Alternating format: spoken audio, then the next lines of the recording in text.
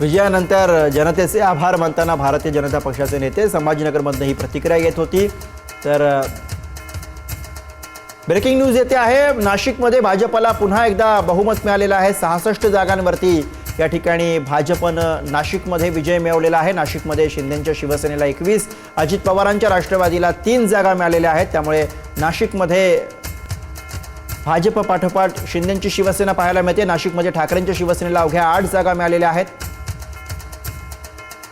तर भारतीय जनता पक्ष या ठिकाणी बहुमत मिळवून गेलाय। 66 जागी भारतीय जनता पक्षाला या ठिकाणी विजय मिळवलेला आहे।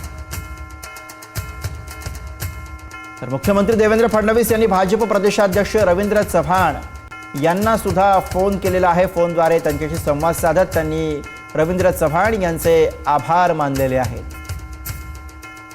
तुमच्या नेतृत्वामध्ये संपूर्ण महाराष्ट्रामध्ये नेत्रदीपक असा विजय आपल्याला मिळाला, अशी प्रतिक्रिया देवेंद्र फडणवीस यांनी रवींद्र चव्हाण यांच्याकडे व्यक्त केली आणि फडणवीसांकडून रवींद्र चव्हाण यांचं कौतुक करण्यात आलेलं आहे। मुख्यमंत्री देवेंद्र फडणवीस यांनी भाजपचे प्रदेशाध्यक्ष असलेले रवींद्र चव्हाण यांना फोन केलाय आणि फोनद्वारे त्यांच्याशी संवाद साधलेला आहे।